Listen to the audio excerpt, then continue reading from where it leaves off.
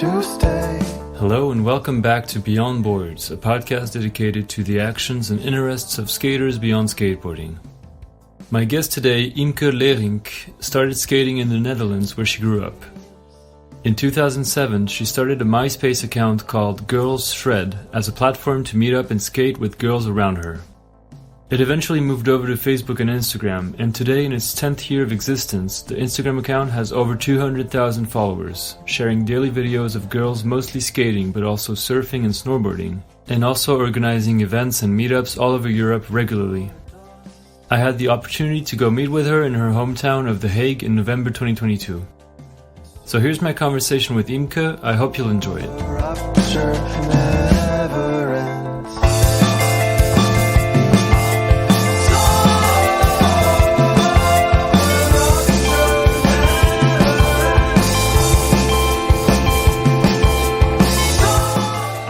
Let's get started. Thank you so much, Imke. We've been chatting for a little bit before we started recording.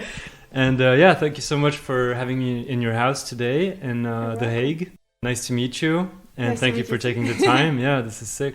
So I usually start the podcast with the very basic question of how did you start skating? And tell me about maybe growing up and picking up a skateboard.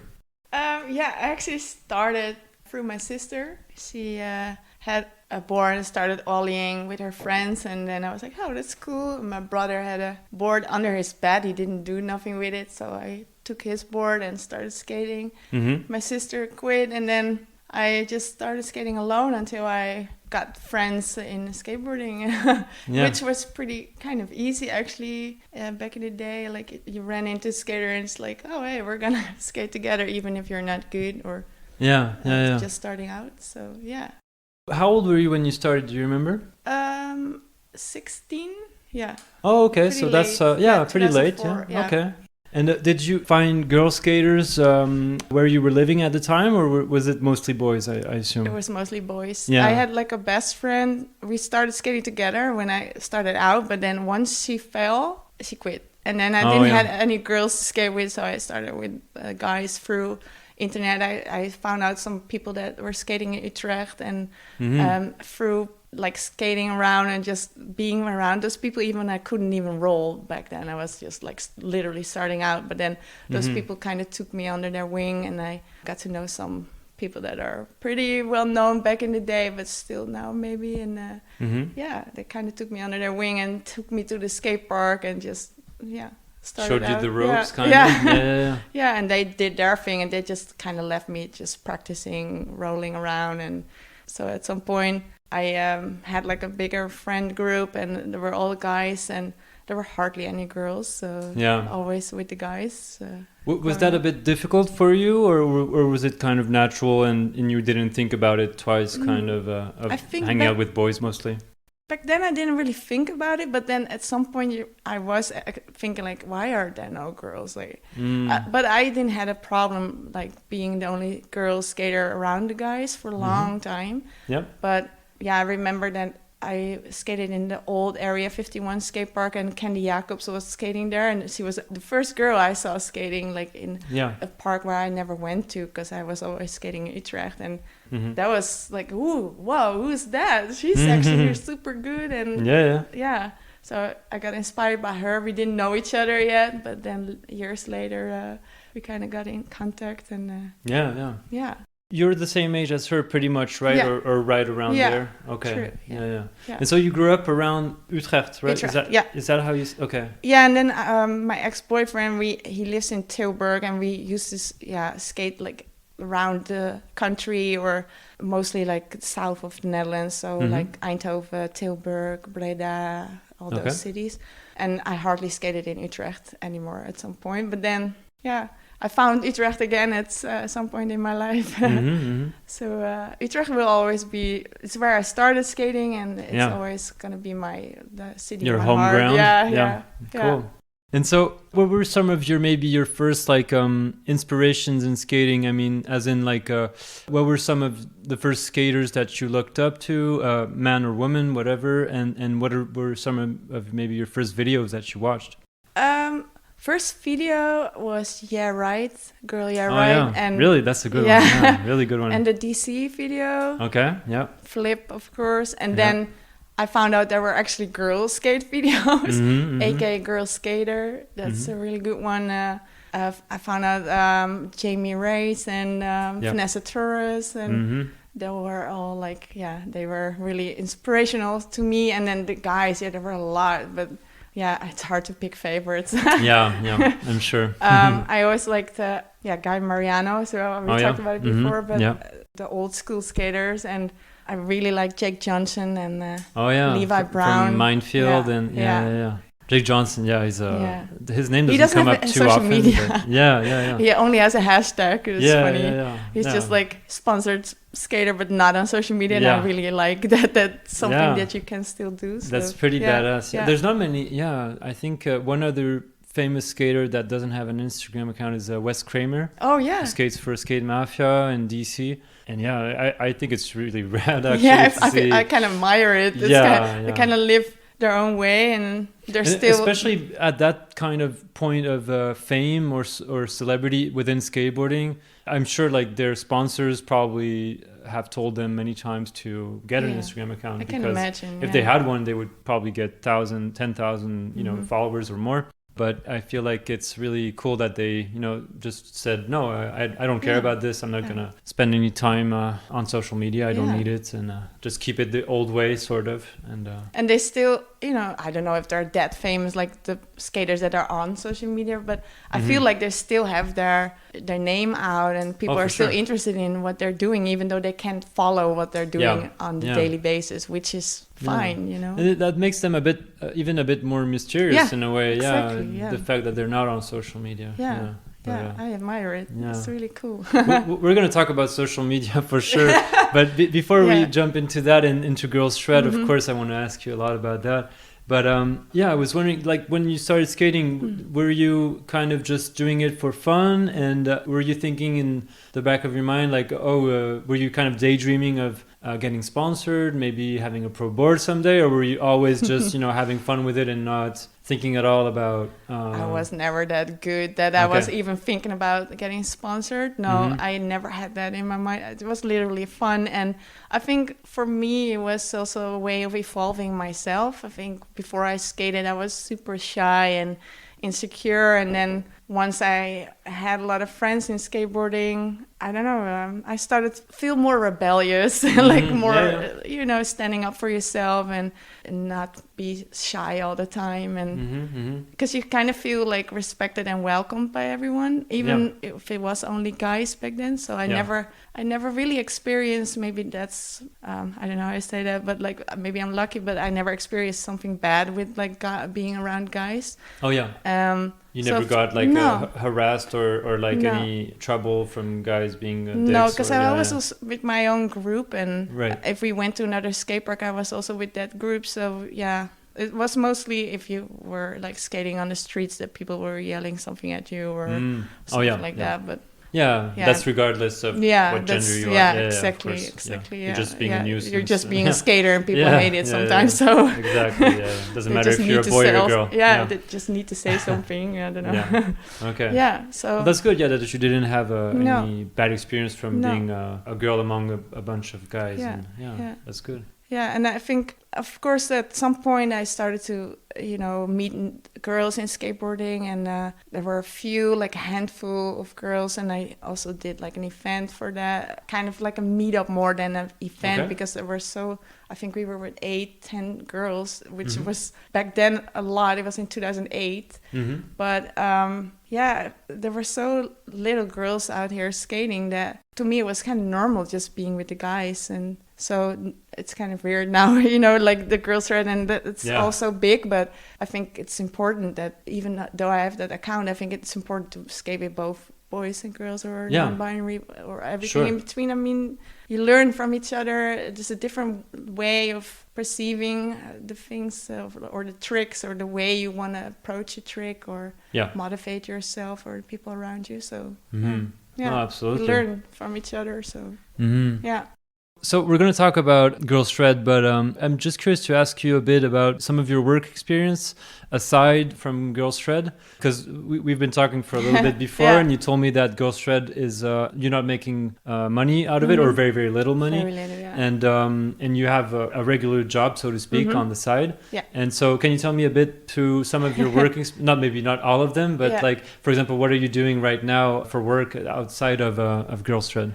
Right now, I work as an administrative employee, which is kind of brainless work, but it's good for me because I had a burnout this summer, so I needed to have something that is like not stressful, and I don't mind that it's like monotone work. It's like but it kind of keeps me like out of the stress mind, and it's that's good. Yeah. Mm-hmm. Yeah, and I don't know, I like my working hours. I can start really early, so I'm off early, and gives me more freedom. Mm-hmm. But yeah, before this, I've had jobs, social media manager, worked with startup companies, a lot of social media managing, or on the side, I worked as a customer service, and then I had like a little social media managing on the side, working for Skatism, for instance, or stuff like that. And then I always had like my main job, because that didn't pay my full bills, of course. But then, so there are a lot of different jobs. Around social media a lot, as you said. Yeah, just to have an income. Yeah. Didn't you have also some experience in graphic design? I think I saw that. That's funny. Yeah, but that was probably a bit before? Or? Yeah, I actually studied a lot. I did like a lower, not bachelor, but lower than that. It's called MBO in the Netherlands. I finished graphic design and did a 3-year course in 1 year for multimedia design. Then I created the whole Girls Shred website during that graduating from that. I created the Girls Shred website. I don't think a lot of people will know that it existed. Maybe the ones that were following me way back. But back in the day, there was even a team, and I had like a whole spot thing on it. I should really start my website again, but I haven't had a website for super long. And I went to Art Academy in Rotterdam, Willem de Koning, and then another Art Academy, and then I quit that and then went to study communication and multimedia design here in The Hague. Okay. But due to an injury, I had to quit my studies because I didn't get any money from the government anymore, so I couldn't study.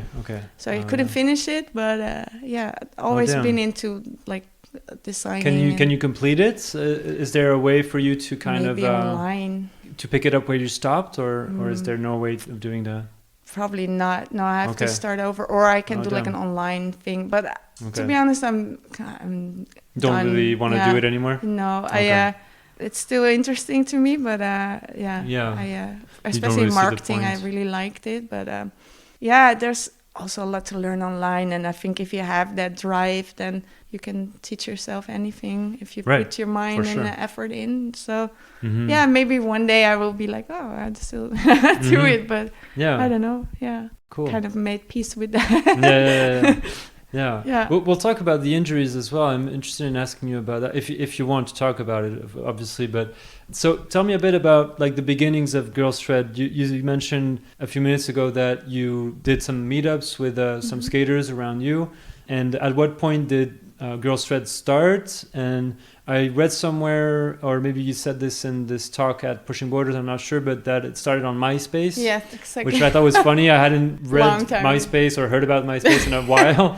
It brings me old memories. But only the old ones will know, probably. But The younger people that are listening will be like, what the hell is that? Exactly. Was there social media before this? What's this like dinosaur podcast we're listening to? Myspace. So 2007, I started a page back then for Girls Shred. Super ugly logo, everything.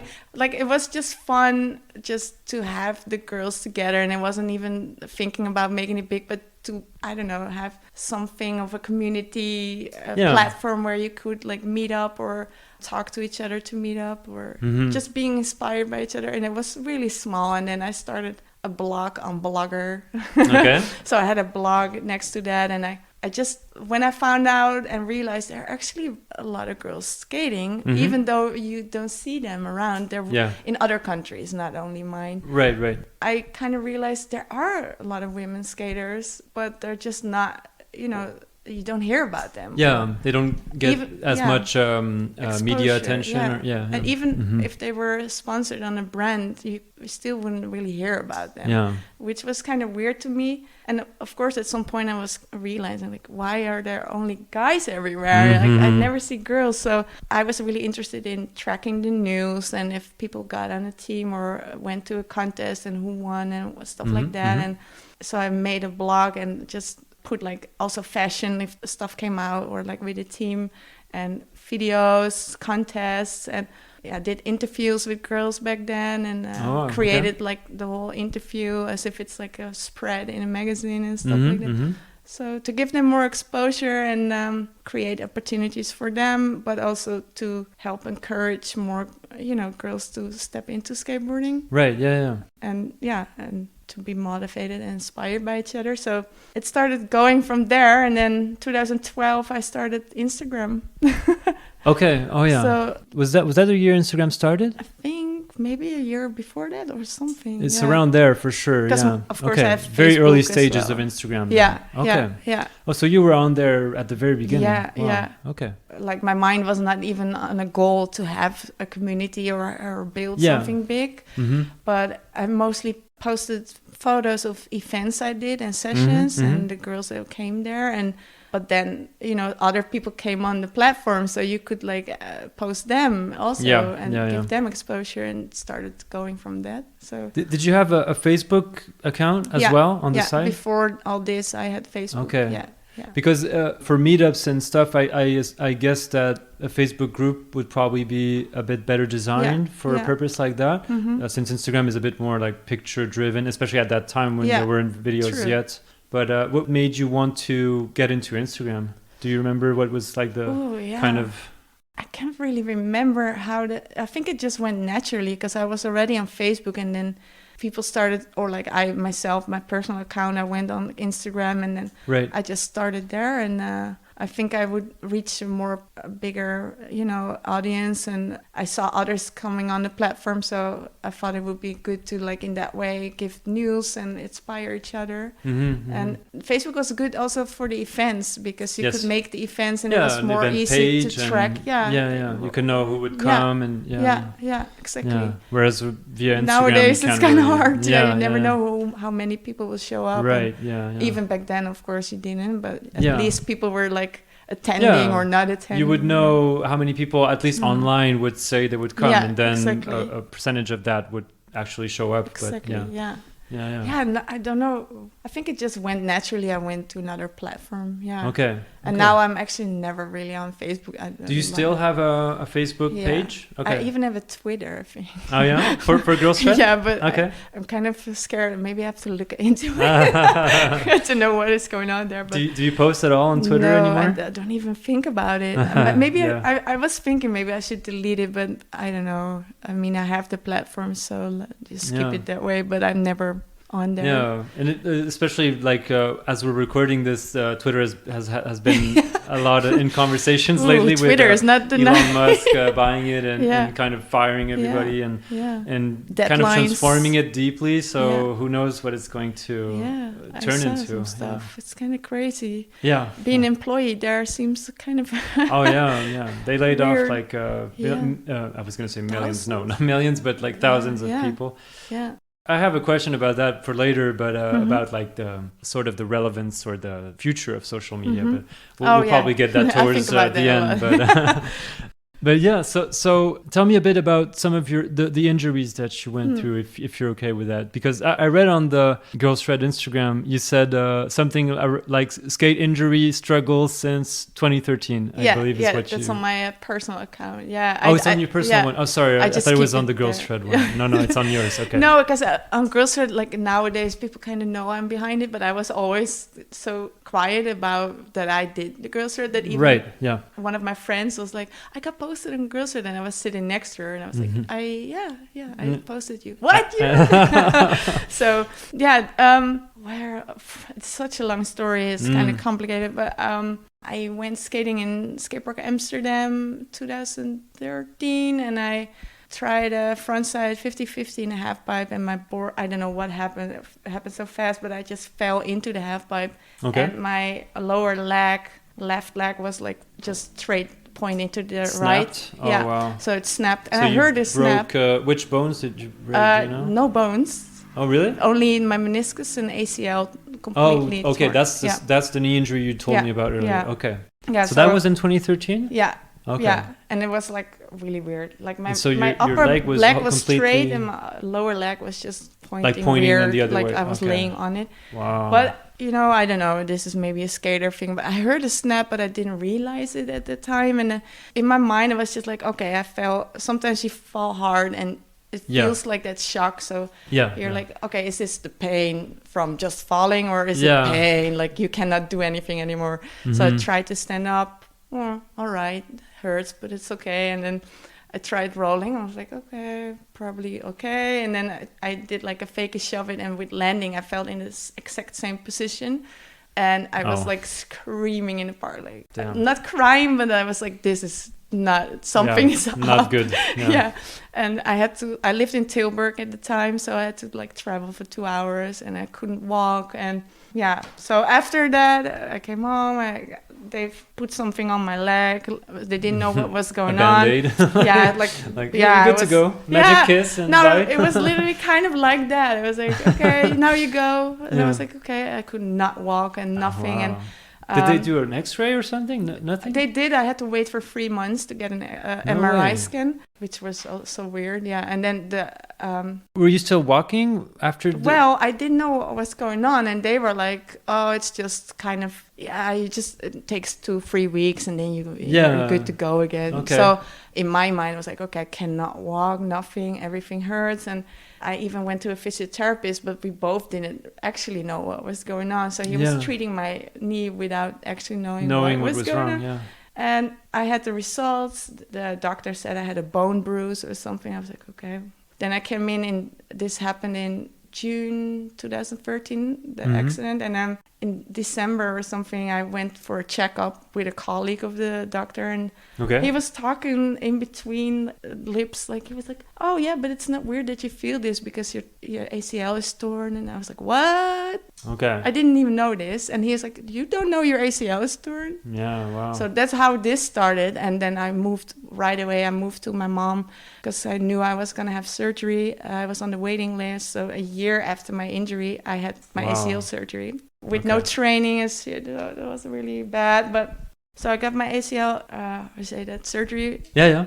And then, everything went well. The surgery went really well. But due to mistakes from the hospital, I got thrombosis in week 2 after my injury. Yeah. It was so bad that even when I called them, the hospital, like, there's something with my leg. It's kind of like a balloon. It doesn't look good. And once the Band-Aid came off, my full leg was bruised and purple. And I was super scared. And oh, that's gnarly. A whole backstory. Wow, but that's crazy. There was one night that I blacked out and I couldn't hear anything, and I couldn't see anything and nothing. And that's when I called the hospital, like, I think something's actually really bad with my knee or like my leg. Yeah. But they didn't want me to come in, and it was over the weekend. Okay. I could luckily come in, and they found out I had thrombosis up until my belly already. Oh, wow. So I wasn't allowed to, after my ACL... surgery? Surgery. I wasn't allowed to, because of the thrombosis, do anything but lay on my back all day. For 4 or 5 months. Oh my God. Because there was a risk that the blood drops would like go into my lungs and I could die. Wow. But of course, that's the worst case scenario. If you're coming out of a knee surgery, you need to train and move. Mm-hmm. So that's when I started getting this condition with my knee. Afterwards, we found out I had like severe scar tissue because I was not moving. Oh, so because of the 4 or 5 months that you had flat. Yeah. Okay. Yeah. Okay. Yeah. And like every hole imaginable, everything in my knee was like as if it's like glued together. It's like scar tissue. Okay. Okay. I got a surgery for that as well in 2014, 15, I think, by the way. Yeah. So not long after the first one? Okay. Yeah. And they burned out all the scar tissue, and the whole process after that. I had like physiotherapy 3 times a week for like 2 hours a day or free, and treatment and everything. But it was really hard. I could not bike anymore. I had to learn how to walk. I was in a wheelchair for like a year. Wow, damn. Yeah, and I couldn't walk for like 2 years or something. So to me, also funny, some way with Corona, it felt like back then I was in this like quarantine thing, because I was just at home. I couldn't go anywhere. So to me, it felt a little bit like the Corona, like I was just at home. You were quarantined before. Doing nothing. My physiotherapist didn't even come to my place for my knee, but for my back. Okay. Because laying all day, and you had issues with your back as well because of that? I couldn't. At some point, he didn't know how to lay anymore. It was just like I can't lay. But I couldn't also walk, so I had to learn how to walk and bike, which was also a whole process. And I'm still dealing with it. So it's a knee condition that is like really rare, so they don't know a lot about it still. Mm-hmm. I might go in again soon to check how my knee is actually doing now, because it's pretty painful every day. Oh, yeah, okay. So that's also shitty, because normally back then people could see I couldn't walk normally. I had like a limp leg and stuff. But now it seems like I'm good. So we just walked a bit together. You seem to be walking fine. Exactly. I mean, I didn't like observe you, but you didn't seem to be too bothered by your... Which I'm glad. I'm so glad I can walk and bike again, but I can't run and sit on my knees. It feels like it's not my knee. It's hurting a lot too. Damn, yeah. So it's sometimes hard when people are asking questions like, why aren't you skating? Or you look perfectly normal. Why aren't you skating? Yeah. And they don't get it. Yeah. I'd rather would have it that you see that something's up with my knee. Then that they wouldn't ask you about it. Yeah. Sometimes it feels a little uncomfortable because you have to explain it, and I don't want to explain the whole story all the time. So. And you don't have to. I mean, even if you're in good health, you don't have to skate. I mean, it's not mandatory. Just because you have an account that shares skateboarding footage, you don't need to necessarily go skateboarding every day. But I understand that people would probably feel like you do skate or something, but you don't need to justify yourself. Is what I'm saying. Exactly. Exactly. But so long story short, I always say this, but it's such a long story that I could like go into more details. But it's just complicated also to understand for even my close family and friends. So I never expect people to understand what actually happened or how this impacted my life. So much happened that it's a bit difficult to fully comprehend. Because I also had like the sock that goes all over your foot up until your knee. And I thought I would have that forever. And I always felt like really ashamed wearing that. I was ashamed wearing short pants because then you could see that, and it was just, I don't know, uncomfortable. And then it's some miracle, my doctor, that was my vein doctor, specialist, she declared me like healthy. And she was like, only if you feel like there's something wrong, you should come back, but you're good to go. And everything dropped at some point, because they found out when I got thrombosis, during the whole knee thing, I had 3 surgeries in like a little over a year and a half. Because they found out I had like a rare condition also with my veins that was pressing each other. So the blood couldn't go through. And I was there for that as well. So it was such a complicated problems keep period piling of up time. Like everything that could go wrong went wrong. And then, of course, during this whole process, I saw friends of mine dealing with an ACL injury. I was like, I could have gone through like a normal recovery stage, even if that takes a year and a half, 2 years sometimes as well. But at least then you can go back to skating and back to your get normal life. A fully operational knee. So it's something, especially in the beginning, it was hard to see others just recover within a year and a half and being back at their normal lifestyle. And then and you're like stuck at home like, this is forever. For sure. So those are pretty gnarly. I didn't expect it to be that gnarly. Wow. That's also when of course, I just started Instagram in 2012, and 2013 my knee injury happened. Okay. So I was at home a lot. Yeah, you had time on your This hands. gave me so much strength and motivation, even if I'm running the account. Just seeing all those girls, progress and like putting themselves out there gave me so much like energy, happiness. Yeah. I was just like soaked into that, and that gave me good energy for sure. That's important. Okay. And it makes sense that for sure that you would since you can't skate yourself, that you would like dedicate some time to shining some light on other girl skaters, and that's great. And back then I had a friend that used to pick me up sometimes, and I was on crutches a long time as well, and she took, and with a brace I went up to my crotch, and like a super long brace, so I couldn't like walk really. But she took me to the skate park so I could just like see my friends skate. In Utrecht. So that's why the skate park in Utrecht is also my home, my local park still, even if I don't go there a lot. I was just lurking, sideline crew. I was just like enjoying watching my friends or just people skate. For sure, hanging out. That's still enjoyable. Still, for sure. I love it.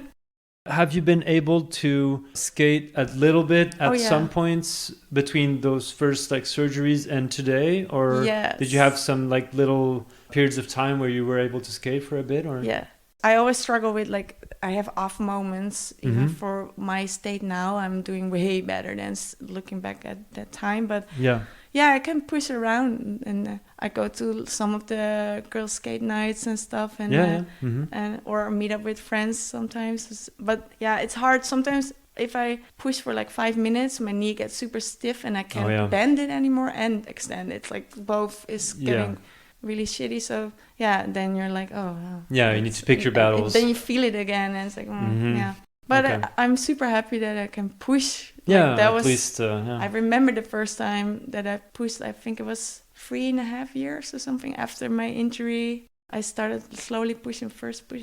Oh my god, it felt are you so regular good. or goofy? I'm goofy. Okay, so it's your pushing leg. It's your pushing leg knee. Okay. Yeah. Oh yeah. So you need energy to push with the other leg is standing on the board. Okay. Yeah, and if people are telling me like, why aren't you not skating? Switch. Yeah. But to be honest, then it's more difficult than it sounds. I would stand on my bad leg or my less good leg. So I don't know. It's both not ideal, and it hurts, but I'm so happy that I can walk. Like I thought I would forever be in this situation, and because I also tried to sue the hospital at that time, and we were about to get because of the thrombosis that you developed there. They gave me medication before my knee surgery, and then 2 times after, and that kind of medication thickens your blood, and I didn't get the shots. Normal people even get that after a knee injury or something, because you're kind of not able to walk normally for a while. So you get the injections, the thinner your blood. I didn't get those either. So it was like a mix to get thrombosis, actually. Wow. It triggered it. It launched it. Okay. But then we found out I also had a condition, so it was and back then I was on the pill, so there was like a whole thing going on. That was also an obstacle? Okay. Yeah, because my lawyer, she was like, okay, we're ready to go in. I have a whole team ready. And then she's like, I have to tell you this, it's like €1,000 for you to start this, because we have to do a lot of the research and stuff. Okay. And she's like, I can tell you already you're going to lose. Oh, really? Yeah, she's like, the hospital, they all hold hands, and they will not let this be won by something like this. So, and they were already talking about, like it's you not get worth thrombosis it, because you were on the pill and stuff. So they could like easily brush it off. So I was like, let's focus on healing and getting and feeling all right, even if it's the worst case scenario for me back then. I just try to stay optimistic and positive and focus on good things. And and also, if you had gone along with suing the hospital and everything, it would probably have meant months or maybe years of like prosecution or whatever, or talking to lawyers and like leading this battle, so to speak. And that's a lot of energy and time and doing things that are and you're not even sure in the end that you're going to win, even if it's not about money or just about, just proving them that they were wrong. Yeah, that wasn't also my head was not there. Yeah. I was like, I'd rather just move on at a point where it's better for me, because I never thought I would be like even walking without people noticing my walk is off, because it's still off, like, but people can see. This is really good, because sometimes we've videotaped it, and the physiotherapist is like, yeah, you're the way you walk is still not good, but it's funny, like I was so mesmerized by just looking at people walking for a long time. I was like, how do you actually how does that work mechanically wise? Like, how does it work? Because my mind and body was not like thinking together anymore. Like it's as if it was like a different thing. A different part of you, different body. Basically. Exactly. That's crazy. Yeah. I was thinking about earlier when you started talking about this, that I don't know if you know this other skate podcast.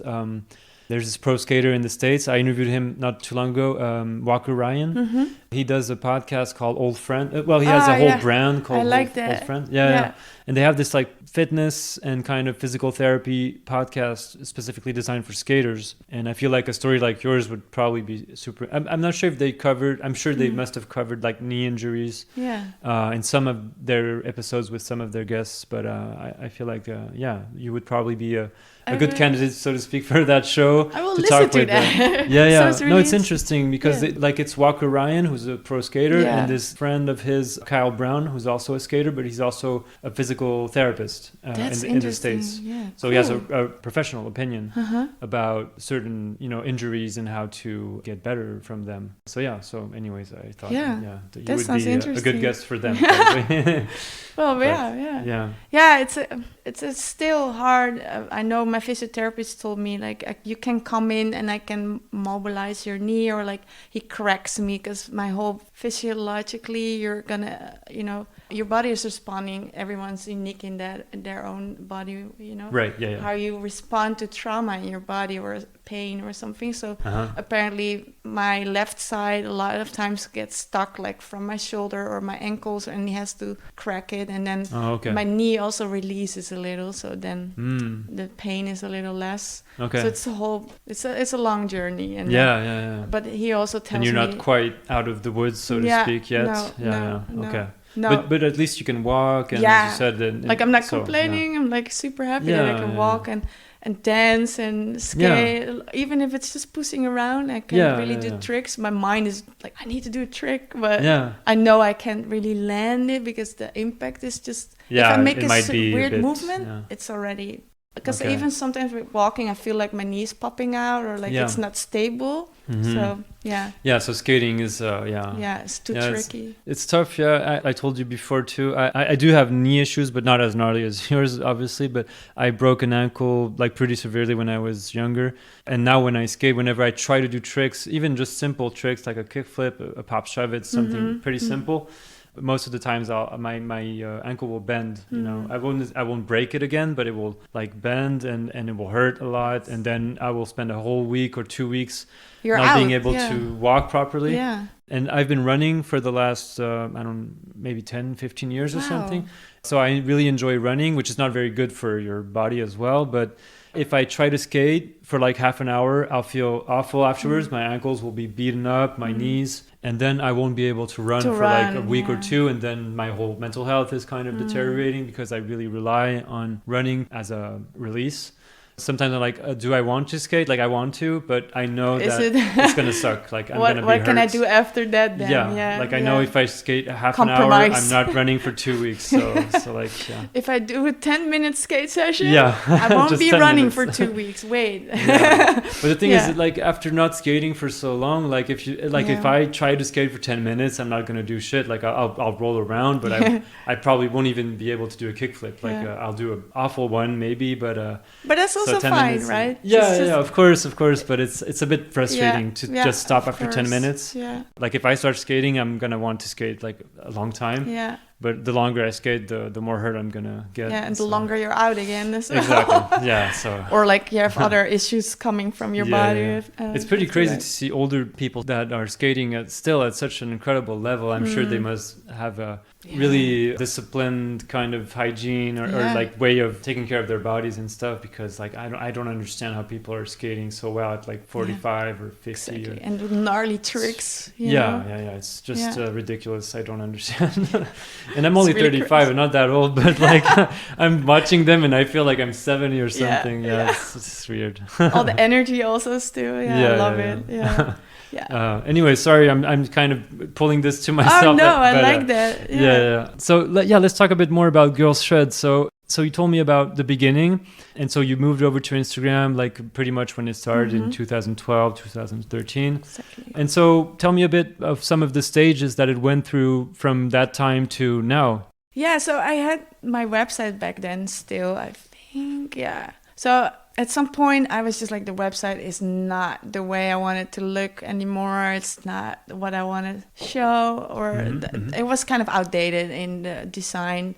But ever since then, I didn't start a new website. I think I had on the website, it said coming soon for years. This is actually a question I noted for later. I was like, can you tell us about this coming soon? But you just did, so okay. Yeah, I know I have to like really get into it. But yeah, I don't know. In 2034, maybe there will be a website at some point, maybe. Yeah, no, to be honest, when you were talking about, what is after social media. Right, yeah. That's why I'm thinking a lot lately about how do I want to approach something that is sustainable also if Instagram would not be a thing anymore. Yeah. Because I think it's now still going and stuff, but if you see the numbers, it's like people scroll less on Instagram. Yeah. Statistics show that there's still a lot of people coming on the platform or new ones and stuff, but people just spend more time on TikTok, I think, and Instagram. The younger generation for sure. And it's all kind of the same nowadays. Everyone's trying to, do what the other is doing. Like Instagram is trying to keep up with all the trends, TikTok and everything. So I think maybe there's a day coming that people are kind of like tired of social media. I think, we should already think about how do you want to... How to bring your community to some and like what other is place. The community to you, and like how do you keep, that community to stick together and like still being inspired and motivated by each other, but offline or in other ways. So I'm trying to think there. So I know... my website, I want to create some new stuff, but I just have to, I want to do a whole design around the Girls Shred, and it's because it's my own project. I always put so much pressure on it, and that's why it takes so long. And then I'm like, no, okay. And then I'm busy with other stuff. And there's that too. I mean, you have a full life aside from this endeavor, so it's hard to. It wasn't always easy either. Like with my knee, when I found out, my orthopedist, he told me like, in 2017, this is gonna be forever. We cannot fix any more than we did now. Wow, so if you're in pain, take a painkiller. And I was like, wait. Wow. I think it hit me at some point, and then I started to get a depression for like a couple of months. And so that's gnarly. How can someone say something like that? That's ridiculous. But it was literally because it's so unknown still, the condition I have. And but I mean, even if it's difficult, like you don't say that to a patient. I was like that's the worst advice. It's forever, ever. Like, oh no. So like everyone, I went through a lot. So sometimes, of course, I still post on social media, but that doesn't mean you're also going through stages in your life that sometimes you just have less mind space or just creative mind or the time to do what you want to do. But I really need to get a website, yes. Because I had to laugh at myself even, like, coming soon, Imke. Are we talking about, like, years soon. Coming soon? You should add an ish after the soon, like ish, soon-ish. Or like really small letters. Don't expect it soon, though. Not too soon. Not too soon. Yeah. So tell me about some of the events that you have been doing aside from like running because so for people who are listening to this and who probably don't know Girls Shred, I mean, most people probably do, but if they don't, it's basically an Instagram account with videos, mostly of skateboarding, but I think also of surfing and snowboarding. and of women doing all these sports and activities. And so aside from the posts themselves and the community that gravitates around that, you organize meetups, and like we talked about this earlier as well, like you did like something with Girls Rules Project. Yeah. Girls Rule Project. Yeah. Yes, that's the right one. Yeah. And also you did this event with Vans last summer, and I think the summer before that. Yeah. Right. Yeah. So tell me about some of these like events that happen in real life aside from the account. Yeah. So those events started, I think, Fans Coco Loco for the first time. I did it together with Steffi Walter, I think her name's now. Yes, I saw her name somewhere. She's like the OG skater, her first female rider on a cover magazine. You did an interview with her for, I don't remember which media, but I saw an interview of you. Solo skating. That's it. Yeah. With another woman as well. Okay. Yeah, that was the first Fans Coco Loco event. Right. Yeah, and it went so well that last summer we did it again, but then also with Girls Rule Project, because this was the first summer with Girls Rule Project that we did like multiple stops, because before that we only had Munich. I was kind of invited by the organizer to help, set up and do the content, social media. Okay. But together with two other girls, we have someone that's like doing the art workshops. She's an artist, and we have a filmer, and she edits and films. And then Caroline, she's like the main organizer, but we all have, a say in it, and we all organize it kind of together. But we thought maybe if we're actually doing the weekend anyways, all the Girls Rule Project events are 3 days, like Friday, Saturday, Sunday. So we put our minds together and did like Fans Coco Loco Girls Rule Project. Okay. And I'm already working for Girls Rule with like Girls Threads indirectly, so it's so kind of free things together, and so we could make it bigger, and the Flinta community could like sleep in the park overnight. Right. And, it was super sick, and I know Steffi would want it to maybe spread it out more over Europe and maybe even go internationally. So nice. Yeah, and Girls Rule Project, it went so well, like all the stops, and I know some of the sponsors also really keen on what we did, so we're gonna do it again next year. But we're working hard on that now. But it's a lot to organize because we're going to different countries, and we have to. Yeah. What we do is we always work with community that's already based there in the city, and together they do like a creative spot tour, and then together we make a whole program. But in that way, you have the community locals that know their way there, and sometimes people come from out of the city or like even international to the events. So but before all the events, I did events as well. 2008 was the first, but kind of more like a meetup in Skatepark Amsterdam, and then the second one was in 2010. And we got Evelyn Bouillard there back then, and they opened up a lot of doors, I think, in Europe for girls. Also Steffi, so we shouldn't forget about those. For sure, I interviewed not too long ago Luisa Menke, who's really also an OG, she's from the Netherlands as well. From Rotterdam.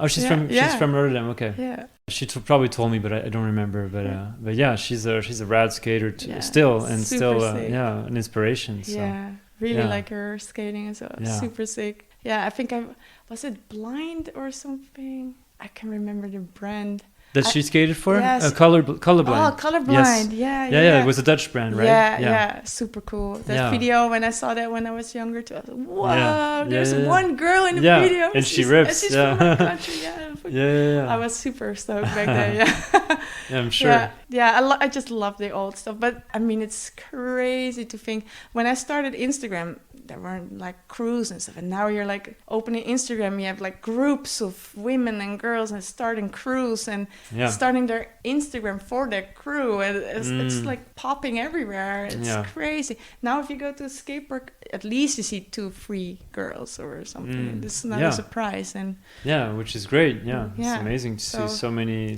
girls getting into skating. Insanely cool to see that it grew so much over the years. So I think I saw somewhere that you organized sometimes like some workshops on the side of during the events, but I wasn't too sure what the workshops were for. Like, can you tell me a bit about those? Every event, also with Fans Coco Loco, we do workshops, and we have different workshops. we think it's important that, you know, we are mostly creative people, and in my opinion, a lot of skaters are either creative or like open-minded to go creatives in a way, or like trigger that in someone. So I don't know. Yeah, we do different art workshops or yoga sessions and and stuff like that. Yeah, I think it's important yoga to get to know your body. Like we talked about that before, like health, and I mean, you're taking a pretty hard hit sometimes on your body. You need to like take care of it or know how to, I don't know, wind down sometimes and take care of your body, stay healthy. So the art workshops, there's always different paths, and the girl Carolina from Colombia, she's from Colombia, she does the art workshops for Girls Rule Project. Okay. And she gets in contact with museums. So in Barcelona, we actually went inside MACBA and did a whole... One of the rare skaters that actually went inside. Cool. Okay. So we mostly always go to a museum to get inspiration. And then Carolina is explaining some of the artists there and the artwork.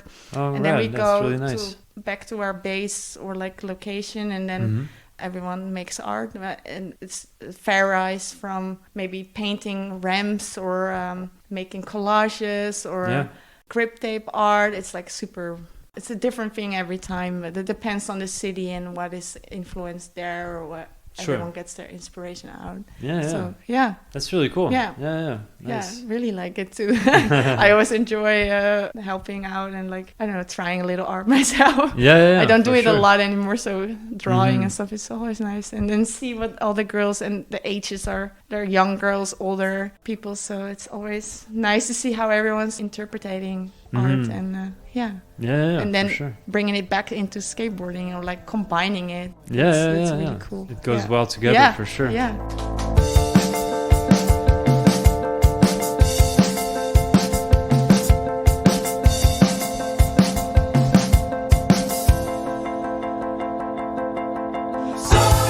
So to come back a bit to the Instagram account, like how much time does this take you, like on a regular day? So you told me that you do this alone. You're the only person that handles this account, and so like how much time do you spend like working on it basically? And how do you like select the videos? Because I'm sure you must get a lot of DMs get tagged a lot in other publications or something. So how do you curate the content? Like how do you decide which videos to post basically? I get this question a lot, and it's just simply like I started the whole Girls Red and the accounts and everything just out of own passion and interest for skateboarding. So I don't know, it's just what I kind of like, and sometimes I get spammed by a person and I'm like, okay, I'll post you, you know, but I get so many DMs. I think every day at least like 30, and then everyone's sending their clips. Plus I of course also run into videos sometimes if I see something on social media. So I have like multiple folders in Instagram where I save all the clips. I have it categorized. But then I have also on my phone like a whole list of videos. I can actually just choose one from the whole list. But then it adds every day. So at some point you just don't know anymore. It's like a full album and list of videos. And it's like, it's hard. It's hard. I think it's just what I think would work or what people would like to see. Or you work maybe with a brand at some point, not like getting paid, or sometimes I post something like that, and every day it's hard. I sometimes I'm like, oh, should I post this or this? And then surfing and snowboarding is a little less. I know that, you know, it's like once every 10 or 15 more skating Instagram posts. I've been doubting if I should only do skating, but I started Girls Red because of my love for surfing and skateboarding. I actually never snowboarded, unfortunately. I always wanted to do it, just couldn't. And surfing, that always has been a passion as well. But I lived in the middle of the Netherlands, so going all the way to the sea. The surfing spots. So at some point I was like, oh, let's just skate. But it's hard to pick. I don't know. There's so much to choose from, but I try to make people happy by posting them, and try also to not only post bangers, but also beginners and like a mix. a good which balance, is hard yeah. because sometimes you see such cool clips that my mind just goes like, I want to post this, and then Yeah. oh, but not everyone will feel motivated or inspired by it Yeah. because they know that's something way out of their league. Yeah, exactly. Or something. Yeah. Or I wouldn't reach that level for a long time, so I cannot, identify myself Yeah, with you that can relate. person. Yeah, relate. for sure. Yeah, Mhm. yeah. So I don't know, it's a struggle. It's a I balance. Yeah. even got people that got mad at me in DM. Oh, you never post me, and then I got insecure, like, oh, I should post them, and then I got another of those DMs. I'm like, I want to please everyone, but it's just not possible. They intimidate you Yeah. into posting. Oh, about I was at some point I was even stressed. I'm like, how do I don't know. Oh, yeah. I want to please everyone, but you can't. So I just now tell them, like, I wish I could post everyone, but I have to spam the account if I do that. Well, yeah. 30 videos a day you or can't something. post like 15 things a day, or like Yeah. you have to keep it also Yeah. I don't know, in a decent amount Yeah. of posts or Yeah, something. exactly. and you're not spending your whole day doing this, No, so no. you can only do what you can. So I think you're doing it well. I mean, the proof is I don't know how many years, that 10 years basically you've been doing this, even a bit more with the MySpace and everything before, and it's grown to now you have what 200,000 something like that. 207. It dropped actually, but I don't mind for the numbers at all. It was like 215,000, and like this year, but I heard it from other people as well. There's a lot of drop in following from Instagram. Yeah, because of TikTok, as you were saying. I don't know. But then I never cared about the numbers. Yeah. But in a way, of course, it's like, oh, what is happening? But then I'm like, I don't care too much because it's for the community and it's for each other. And in general, I think my opinion in social media is like funny too, because I do all this in social media, but my opinion about social media is also different. Yeah. I mean, I don't understand why we put pressure on each other by likes and views and numbers. That's giving everyone stress, and it's something from this age and day, which is weird. Because everybody's looking for validation and... like if you're not getting posted on certain accounts, then you're not it. That's not how, like... it doesn't mean much. No. But I do understand. I mean, I get DMs sometimes, like, they're like almost begging. Like, I would love to be on the account. But I also know some people, I don't know, try to get clout and just want to have that attention. And some people don't even want to be posted maybe. And they, get all the following all of a sudden. I mean, especially for younger girls, I think it's kind of impactful how this all works. Yeah. Like if you're young, like a teenager, and you see how this is working out, you're kind of growing up in this, and it's all numbers and views, and it's kind of not the way you want to live your day-to-day life, I think. For sure. All that stress. It's funny, I was just thinking that when I was a teenager and starting to skate, I would dream of being sponsored. Like I would, for example, when we started skating, because we're pretty much the same age, even though I started a bit before you. What year did you start actually? In 2000. Ah, okay. So a few years before. Yeah. And one of my very first videos was Manic Marty, the Oh, S video. sick, yeah. And so I remember watching that one and being, of course, blown away and loving it and buying a lot of S shoes. Marketing was very efficient with me.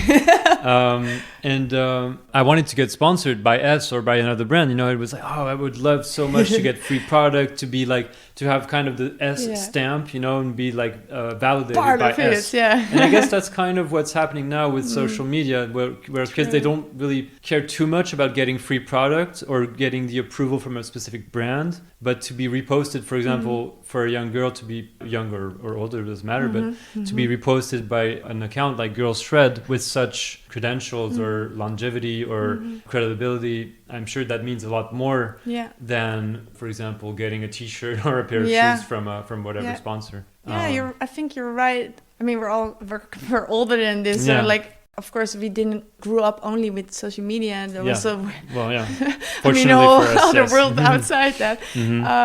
But yeah, I think that's also something we need to be aware of, how we maybe view that, so we don't put too much pressure on the younger or like teenage kids and make them feel like they're part of something without having to, pressure yourself to be a part of something. Yeah. Because I also, some young girls, they send me a clip and then they write to me like, I know maybe I'm not good enough, or if I respond late or something. Oh yeah. They keep talking like as if they have a monologue with themselves, and you see them getting insecure. Oh, Like, yeah, oh, I'm not good. I'm not good. I know I'm not worthy to be posted. I'm like, wow, what are they talking about? And it's so sad. Yeah. So yeah, it does something with you. At least when you see a lot of those messages coming in, or and you're like, I didn't start this to do this. Like that was not the point. I don't want to exclude no one, but I cannot post everyone. It's like, So like, stop wanting to be posted. Like, just skate, just have fun. Just focus on that. That's why I think what we talked about before, already thinking about how can it be more innovative in a way that we actually, even we're all for like internationally, distance wise and stuff, it's hard to do something, live, face to face. But maybe there are other, I'm just trying to see how can it not only be involved around social media and like Yeah, we'll talk about the end, so to speak, of social media, or at least where it's going. But we'll talk about this in a minute. But so I was just wondering, what's your opinion on kind of the place of women's skateboarding today? Because from my perspective, again, I'm a 35-year-old cis white male from France. So I have, of course, a very narrow perspective on skateboarding and on life in general. But from what I see in skating, I feel like, of course, there's much more space for women in skateboarding today than, for example, 20 years ago or even 10 years ago. But it doesn't seem quite still well balanced between both genders. Yeah. And I feel like, for example, many brands do sponsor girls, but like, for example, I talked to you earlier about the Gizmo Nike video. Oh, yeah. With Sarah Merle and Letitia Buffoni and Elissa Steamer. And so they have the Nike video. Vans did also an all-girl video. And that's great. But at the same time, I feel like why should there be videos for only girls and videos for only boys? It doesn't make much sense. For example, one brand that I think is doing a good job with this is Poetic Collective. We mentioned Tom earlier. Yeah. And he sponsors a lot of women, and they do video projects, and they seem to really blend both genders really well together. But I don't feel like this is what's happening all over the place. I feel like that's still somewhat rare. Yeah. And I was just curious to ask you, what's your take on this today compared to when you started or throughout the years that you've been skating?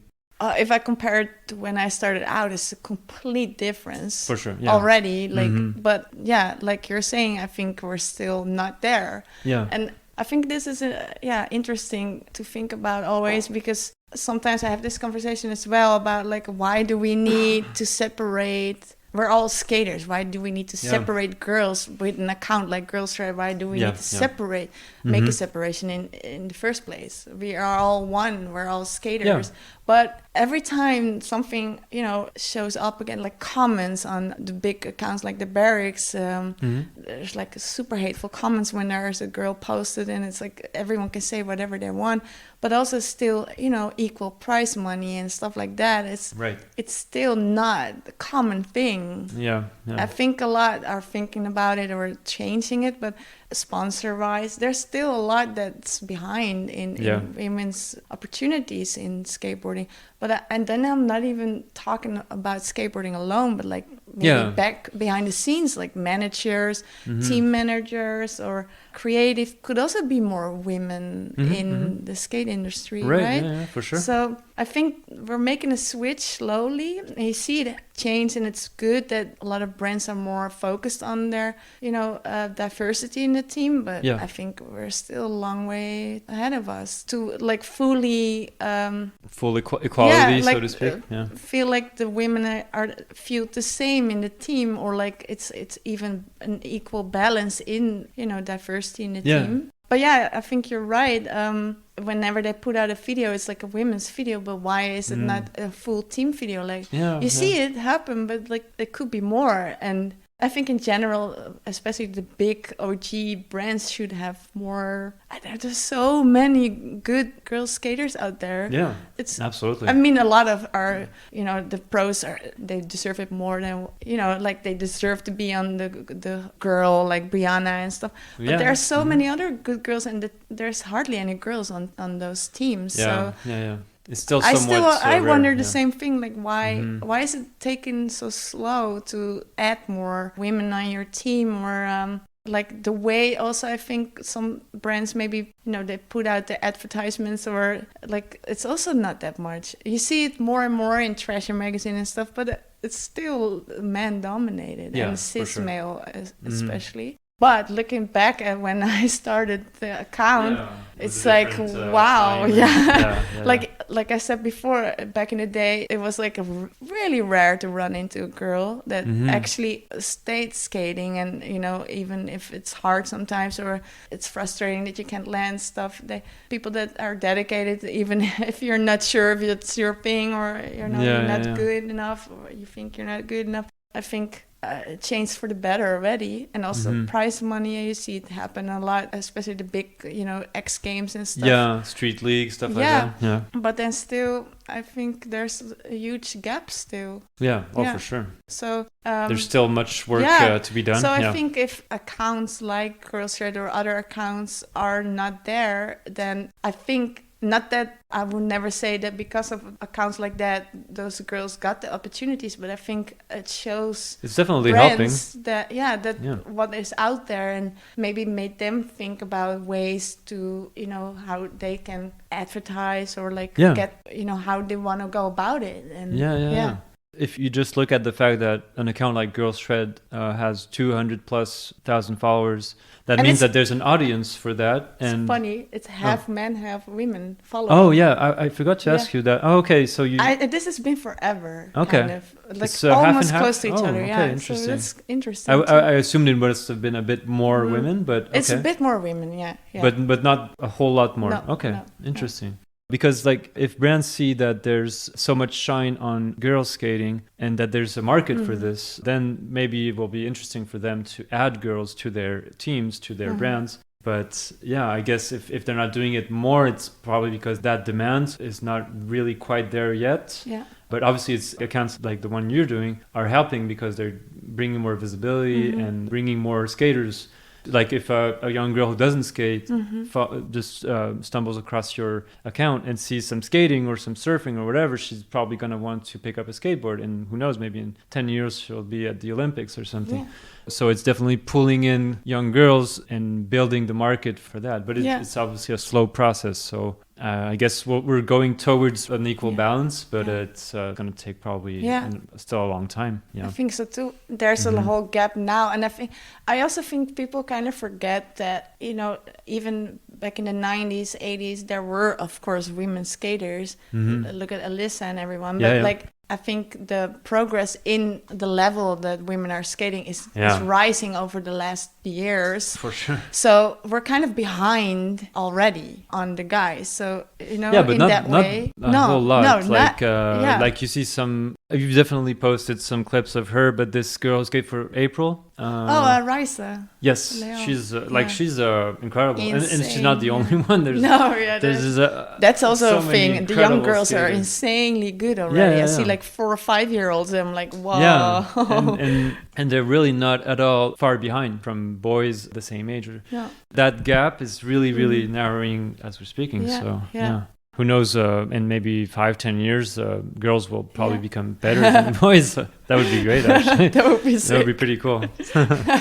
We'll see. But for example, also shoe brands, skate brands that go up to, their smallest shoe is not always all the women that can wear it, So sometimes I hear stuff like that as well, women they like a brand but they just can't wear it, or they don't have for the example size for Kai doesn't have only kid size, but not I don't know, a pro skater or collection, and they can't wear it. Smaller. And I think it doesn't matter what kind of t-shirt. I mean, everyone wears whatever. I think I always wear men's clothing, or it doesn't matter what it is. It's not gender, I think, but that could also be a thing, how you market that, and maybe an old-fashioned view on how you normally market women and how we do that now in skating, and Yeah, I never thought about that. About like it's interesting. The shoe, like a shoe brand, for example, like Kai, they've been in business for a long time now, and probably they've mostly sold shoes to men and young kids, young boys. So they probably never manufactured many sizes below. I don't know, maybe like an 8 or something. I'm not sure. But now with women getting more and more into skating, it would be probably interesting for them to start making lower sizes for women as well. But then how many shoes do you manufacture? Because where do you create the demand? And I guess it's a but it's complicated question. Because you said before also that you can tell that there's like a whole interest and market in a way in women's skateboarding. It's like it's like rising, and I feel like a lot of companies that aren't even in skating are trying to get in on that trend of like, hey, skateboarding is cool, and it's. But we used to not be cool either, you know. Everyone hated skaters, or like, you're kind of a douchebag if you skate or something. There must be you're super rebellious. I don't know about you, but and now it's kind of like we make the trends already for everyone. So all the brands kind of want in on that, and that's also maybe how things change in the way we portray diversity in that, or like opportunities in that. I don't know. Kind of has an overlap in each other, maybe. And the way we see it, or I don't know.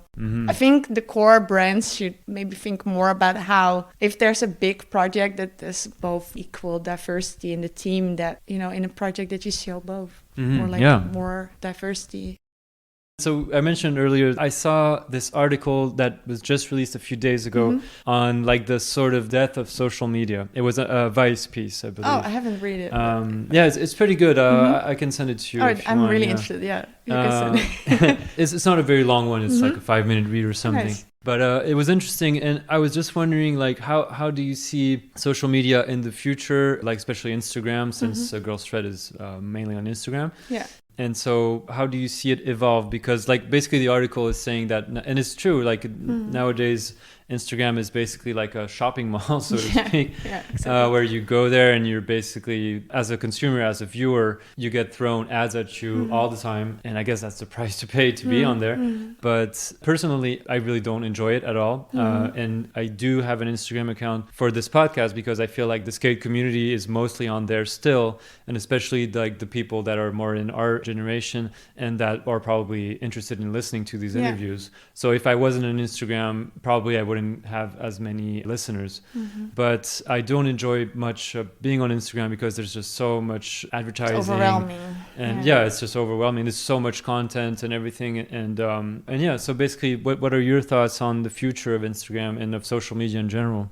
Yeah, I mean, I have had thoughts sometimes, like I sometimes don't use my personal account for a while, or just post on my story. I'm not really concerned about that. But yeah, and I think about Girls Thread, that's why I'm like, if I'm starting finally a website, like what could it be that it's still interesting for the community, but it could be a thing that when social media is dead, that there's still something going in a different way, or like another sort of platform or different opportunities, because I also feel like social media at some point will be overrated and people are just done. Or like, I think in general nowadays generation feels like getting bored easily with if it's not, you know, challenging anymore or something. So I think if it's not really new, then people are gonna go away at some point. Or and maybe the older people are liking, you know, the way Instagram was, like just photos and like super personal and like shitty photos, and it doesn't matter, you know. I'm at the park or something, you know. But I feel like at some point it's gonna also move to something else, or a total different thing that we cannot even think about right now. But at least I think Instagram at some point will not be there anymore. So that's why I'm already trying to think of the next move, or let my mind go in different paths, like what is possible. And start a blog again. Maybe people at some point will have the concentration span to actually read something. Well, fingers crossed. But that's why Instagram is working, I think, in a way, because it's just quick, and you, if you don't like it, you just scroll through it. But like at some point, people get bored of that too, and it's like, oh, okay, another video, another. How do we surprise the surprise factor? Or like the thing that keeps you on there is maybe gone at some point. You're having so many. I mean, I don't know who still uses that, but like Snapchat, TikTok, yeah. you have so many accounts nowadays. Yeah. I'm glad I'm not having that all because I wouldn't know what to do with all that. It's like, you can forget your day job. Oh, wait, I still have a life. Wait. I thought I was on something. Yeah, so I definitely think it will change. I don't know when or how soon, but I also have that feeling that at least Instagram will not be as it is now, or relevant. Completely different platform because it's already changing a lot. But I think social media at some point has had its good days as well. Yeah. It's going to be interesting to see. To be honest, I think for the better. But I'm not saying that aloud. But like, I think for account, like girls said, I hope people are getting more outside too. Like, go play outside. Yeah, the whole purpose of this is to make you want to skate. Yeah. Just like skate videos, they're designed to make you want to skate. Exactly. That's the whole point. Yeah. So look at 1 or 2, 3, 5 videos, and then go outside. Just go out. Let's go. Yeah. And live your life outside of the screen. Yeah, for sure. Because to me, like, I feel really old saying all this, but to me it feels like we're getting also, not me, but maybe the younger ones, getting pressured into, you have to have all those accounts. You have to have a TikTok. You have to, you know, and where does it stop? There's only more adding to it. And to be honest, it's not good for our mental health. So years from now, people are getting depressed or burned out because of social media already. But like, I think it's going to get worse. So that's why I think it's going to be gone at some point, because people are just fed up with how they feel. It makes them feel, or mental health wise. And for sure. Yeah. It's very tricky. Yeah. All right. I have one last question before we do these famous friends questions that I mentioned earlier. Oh, yeah. I'm curious. So the last question I usually ask my guests is, what's the most valuable lesson that you feel that you've learned thanks to skateboarding? Oh, just keep pushing. Just go. Because like I could have gone really negative and gave up and not train and not being at the state I'm not now. But keep on going, and you always will surprise yourself. Yeah, that's a very good one. Yeah, very good advice. Yeah, I love it. It's like keep pushing. No, absolutely. Yeah, and it makes sense for skateboarding. Absolutely. Yeah. All right, so I have a few friends questions, and some of them are written, so I'm going to read them out loud. Yeah. Some of them are audio. I'll have you listen to them. Okay, cool. This very first one is from, we mentioned her, I don't remember if we were already recording, but Norma Ibarra. For the people who don't know her, she's a photographer, and she lives in Canada, in Vancouver, I think. And she just asked a simple question, which is, what is your favorite skate video? Oh, this is so hard. Oh my God. It can be anything, right? Yeah. Oh, shit, I'm still going to say, right. Girl, right. Yeah. Or no, Minefield. Minefield, yeah. Both still, very good ones, yeah. Absolutely. Yeah. This one is audio, so I'll have you listen to it. I'm not sure if she says her name. We'll see if she does. I'm curious. I guess my question is going to be, when do you actually get to skate for yourself? I feel like it seems like social media would have you so busy looking at everyone else's skating. And also, where is your favourite spot, I guess? Big love for everything you do. It's Steffi. No. Oh, who is this? No, this is Helena Long. Oh, is it Helena? Yeah. Who skates for Vans and Poetic Collective. I've met her a couple of times, also with fans events. Yeah, well, she probably doesn't know that my whole injury road. I met her a couple of times, but I never really talk about that. But right. That's why I don't skate. And I think people always see me on events just running around or like interacting with the girls or like filming stuff. But I can't really skate. So that's why I don't bring my board either, because then I want to do more than I actually can. So yeah. She asked also, like, if you had a favorite spot. Yeah. Do you have a place that you, from the past or from now, like a place that you find great for yard. skating? There was an indoor skate park, and then on the roof they had like a iconic like spot called the Yard. And back in the day when they wanted to break it down, the whole park and everything, the America team came there to kind of protest, or like, we have to keep this spot here in Utrecht.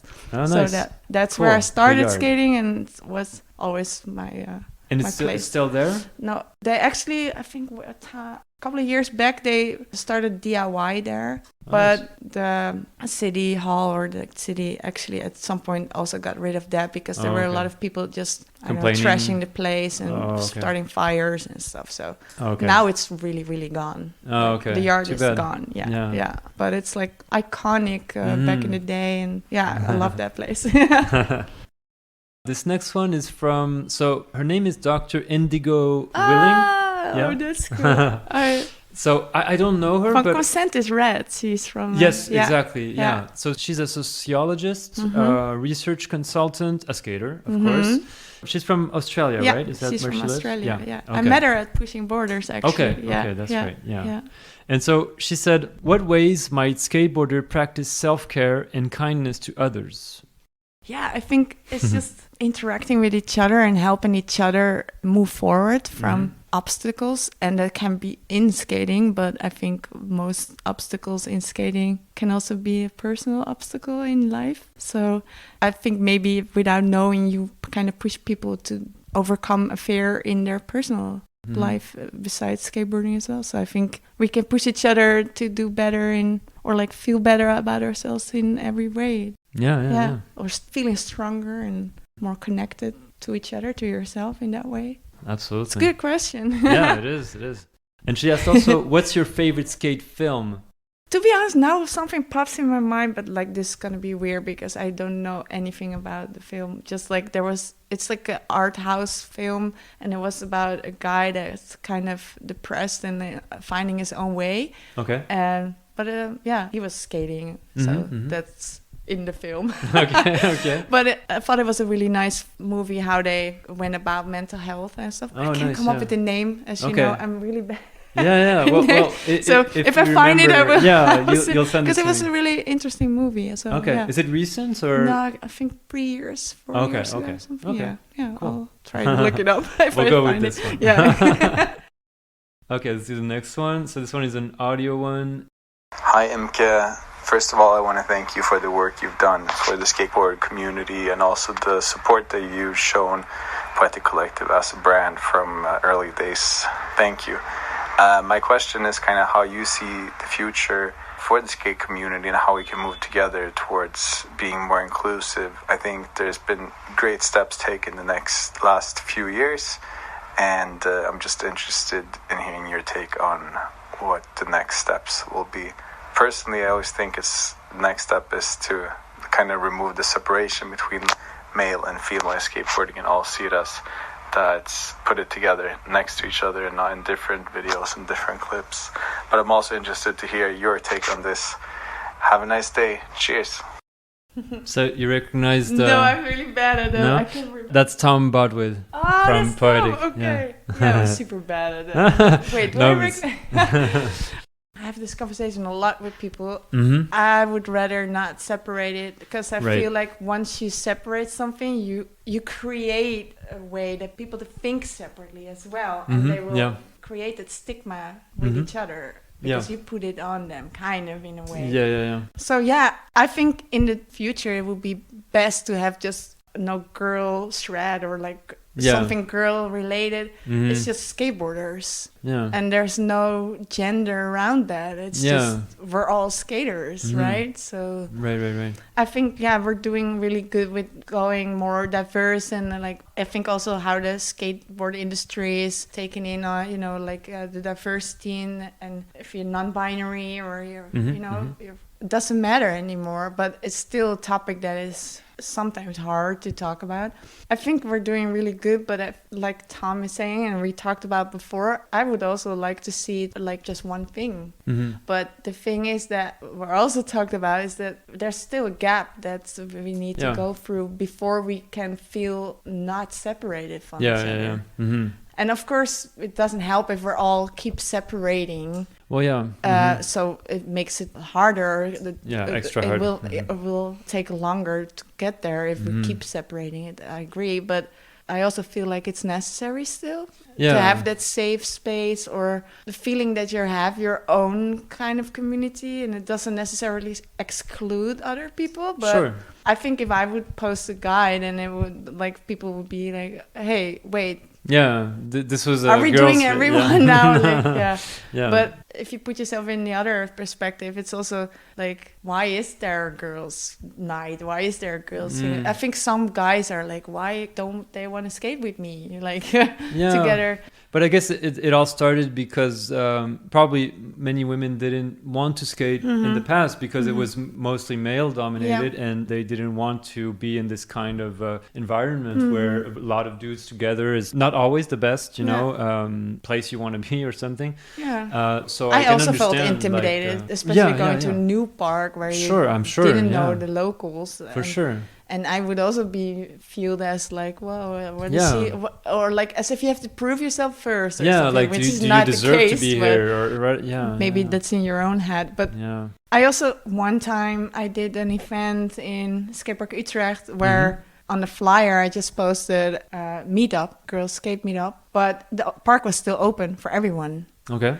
So during the meetup, the girls come up to me like, shouldn't they leave? Like, but they weren't used to having guys around during a meetup. Oh, I see. And it was like they were used to girls only sessions. Because I thought, like, going back to how I grew up skating, I didn't have girls. I only skated with guys. Yeah. So, and I know a lot of the guys are actually super nice and they want to help you out if you want to. They're not gonna mansplain you or something. They just like to see that there's actually people picking up on something they also love doing. Right. Yeah. So what I notice during events or like skate nights is that girls come in, they're starting out, they feel more safe during a girls' night, but then they don't ever really skate unless there's another girls' night. How are you going to progress if you're only going to skate during the girls' nights?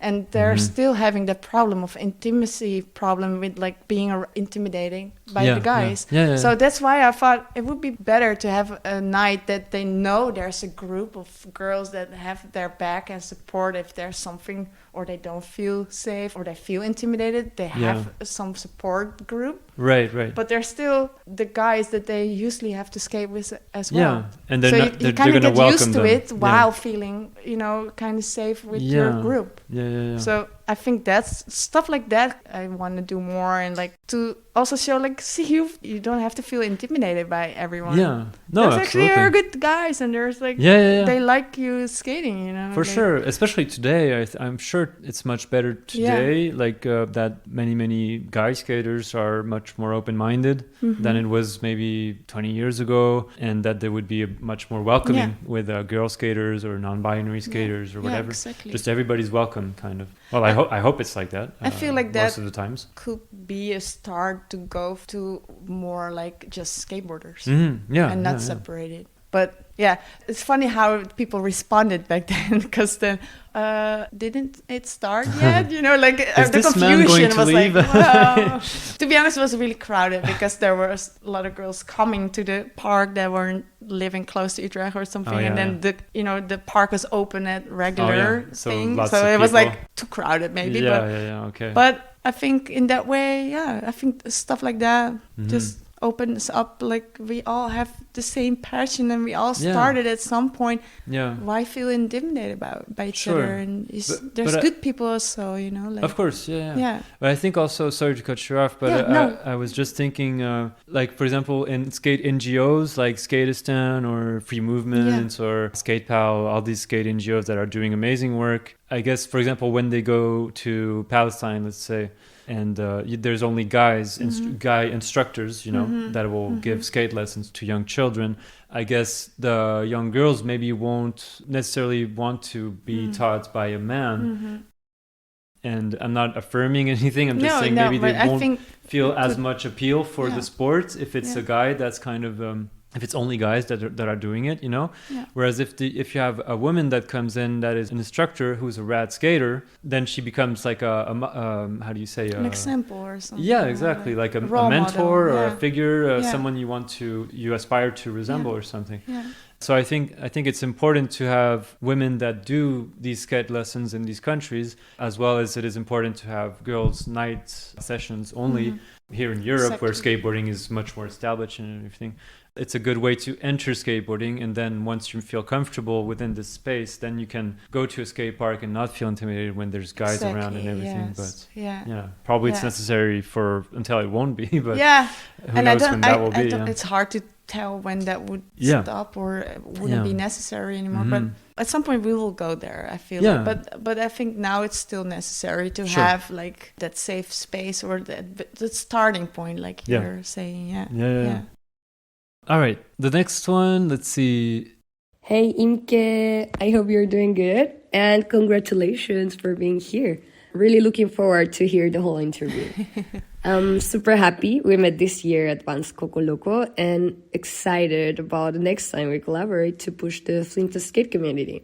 Well, here's my question. What is your key to keep a life balance and spread such a good energy to others while you have to be connected all the time? Maybe you can share some life hacks with us, as I find it really challenging sometimes. I hear this often, but it's also not always how you portray yourself, to be honest.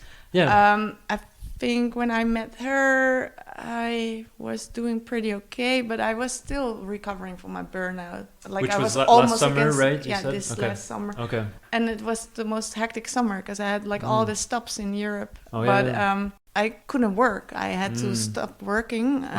So I didn't get paid that much because I was kind of on sick leave-ish with the burnout. So then going on all those stops and events and being interactive like all day until you go to bed, like, you know, that's can be a little bit overwhelming. Much. Yeah. But I think this gives me a lot of energy, and then seeing all the girls and people around me just having fun and being inspired by each other, it gives me energy. But coming back from the events, it kind of like it was just like I fell apart or something. You know, like it's hard. So sometimes people don't see what what you're going through. I think everyone has that. You're not always showing how you actually feel. Yeah, because you don't you want only to be show your negative good side around on people. Instagram, You know, for sure. Yeah. Plus, if you just meet people, you're not going to be like, "Oh, by the way, I feel really shitty," but hi, nice to meet you. You know, Exactly. But I think we already talked about that. Yeah, there's so much more for me to having a healthy mental health and everything. But yeah, I think the core things are just like trying to be in listen nature, to your body, not be too much on your phone, and do yoga and listen to and yourself. And if you don't like certain people or environments, why would you still be around there? Like that stuff like that. Like ask yourself if you get triggered somewhere or something, or why does it trigger me and why does it make me feel a certain way, and why would you still give energy to that? You know, if it's not something benefiting you. Exactly. Only give you headaches or like bad emotions and stuff. Yeah. So I'm really aware of who, what, how, you know, like I have around me. And to be honest, it's kind of funny. I hardly invite people to my house, so that's kind of cool. That well, thank you so much. Like, no, that's really. This is my kind of my sacred. Like I feel comfortable in my house, and it's like where I this is where you recharge. For sure. Exactly. Yeah. So it's kind of. Well, I'm honored that you would open up your door for me. That's really kind. Yeah, thank you. This one is from Candy Jacobs. Candy. So she said, how does making an impact in women skateboarding influence your daily personal life? I think not much, actually. No, I love seeing the community grow and that everyone helps each other make it bigger. Like, I don't feel like I have a lot of influence on that, but people always say that I do. But like, I think together everyone made the community, because if they didn't start building each other up, then there was no community. I cannot build a community by myself. No, of course. There were many people that helped you build this, but even though you're continuing this alone, at least for the Instagram part of it. Yeah. I think, I'm trying just to day-to-day life. Like, I'm not seeing myself as some. I always was really humble still with Girls Shred, and I've never wanted to be in the spotlight. That's why when I did the panel talk in Malmo, I was super nervous. I was not in the best state even there. I woke up crying in the hotel room, actually.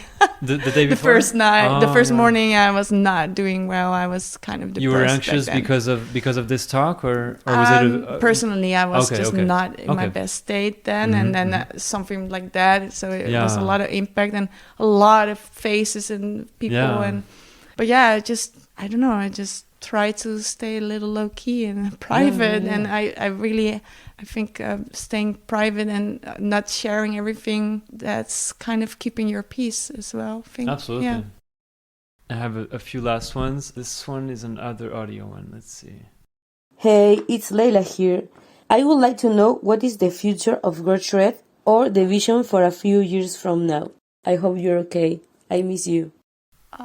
I met her at Prison Borders. Yes, Leila Leon. She's from Peru, I believe. Yeah. But I think she's in Madrid right now. Yeah, she's studying over there, yeah. I think. She wanted to come to the Barcelona Girls' Rules stop, but nice, then I think she came a little later than the stop, so Oh, okay. didn't see her. She missed you. Okay. Yeah, well, of course I'm not going to tell what I'm up to, but there's There's stuff a website coming very soon.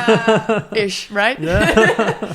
No, I have a lot of ideas for years already, but I just need to put them into action. Yeah, and I have a lot that I wanted to do also with website and things, so projects, side projects and stuff. So yeah, there will be stuff coming. Don't expect too soon. Stay tuned. In my head, every when it's almost New Year, I'm like, okay, I'm gonna drop and like announce like something in the New Year, and then I'm not. Then next year, that's how it goes. Because I feel like I need to make an announcement and make it big, and then I'm like, why do I need to make it big? It's just this, and in my head, I make it too hard, I think. Yeah, no, I feel you. I'm kind of the same. Yeah. And that's when you get stuck, because you're like, okay, I have a lot in my mind, so now I don't know where to start. So many possibilities, and exactly. you just get lost in it. Yeah, for sure. I completely relate to that. There will be stuff coming. Yeah. Cool. All right. This one is from Rosie Jones. So she told me, ask her what it's like having a local girl crew with like-minded girls who love skateboarding and hanging out. Yeah, I love it. I met Rosie and two other girls, I think 2019. Okay. Spring. So not too long ago. Not too long. Yeah. And we were just with 4 girls, like, oh, this is so cool. And then at some point we gathered a whole crew. We started a WhatsApp group, and we had like 40 girls, which is now way more little. Like it's like a small group. Okay. But yeah, it's really cool. We don't see each other enough as a group, but Is it all girls from the Netherlands? Hague. From the Hague. From the okay. city. So you're all in the city. Okay. Yeah, and Rosie actually, we kind of started it together, the Instagram for the group, but now I'm out of that. And I think she and another girl are running the Instagram, and they do the girls' nights here in the local skate park. So really like it. Yeah. Cool. Yeah, to have girls around you, like a crew like that, that's really, even though we don't see each other as much as we want to as a group. But no, it's really inspiring to see, and everyone's super creative, and I love it. Yeah, that's cool. Yeah. Really nice. I love those girls. All right, so I have a few questions from Fleur. Fleur, that's my best friend. That's a French word, actually. Fleur. Fleurborn. Flower. How do you say it? Fleur? Yeah, Fleur. Okay. Yeah. So she asked a few things. Let's see. We don't have to do all of them, but everything's possible. What do you wish for yourself and the world we live in? Just to have like mind peace, not world peace, but like peace within ourselves. Because I think if we are not in peace with ourselves, then there's always going to be conflict around you and inside you, and you're not going to take any opportunity that maybe comes on your path because you're feeling miserable. Or so I don't know, I hope everyone feels good about themselves, and in that way we are collectively like strong with each other and like healthy and stronger and better versions of ourselves. And like you know what you have with your own mind and state. Okay, so she also asked, what inspired you to create this global online community? Well, we talked about how you launched the group, but did you draw inspiration from other things around you that kind of made you want to do that? Or did you see that elsewhere? Well, when I started it at the Girls Skate Network, that was the only platform back then. Okay. And they kind of quit, but that was so cool because they had block camps. Lisa Whitaker, that's now behind Meow Skateboards. Right, yes. She did the Girls Skate Network. Or was it Mimi Knoop as well involved? I'm not sure. But that was before all the platforms were there. Okay. And I actually reposted back then on my blog, the blog post. Okay. They had a blog camp and they were filming like Evelyn Bouillard, Letitia Buffoni when they are all starting out. Letitia first time in America. Wow. So they're still online on YouTube. It's super sick to see, and they're just having fun skating. And that was kind of the first thing. And I was like, this is so cool. And in the same time, I started like the blog and the website and everything, and then later Instagram. And that was kind of my inspiration because I loved what they were doing, and there weren't any like platforms or communities where people could get together or like be inspired by. So that inspired me for sure. Yeah. Cool. Yeah. So Girls Skate Network, is that what it was called? Yeah. Okay. I think that's the not site around is still, anymore, I guess. I think they're not doing much anymore, but I believe they still have the Instagram and the website. Oh, okay. So they're better. They even have the website still. So I should step up my game. But I think you can still watch the old stuff, and they were posting like events and stuff was coming up. They posted it on their website. So I kept track on that too, because then I had like a calendar, and I could also like, announce when something was coming up or So that was like one of the first things that were out there after Fila Fila Cola, or in the same era. So super cool. Yeah. And then I started like the whole blog thing. And right.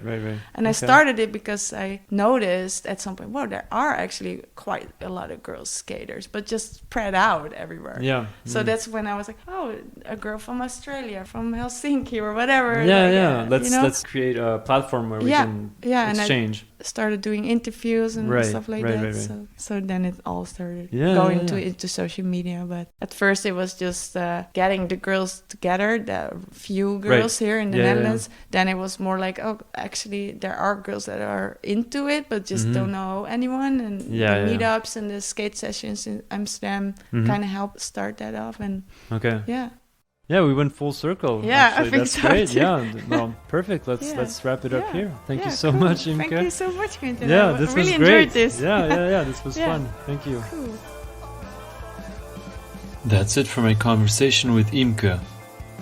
Follow her on Instagram at Imke Leerink. Follow Girls Shred on Instagram at Girls Shred to watch amazing footage of girls and women of all ages and abilities skating, surfing, and snowboarding. Keep an eye out for the new website girlshred.com coming soon, but not too soon.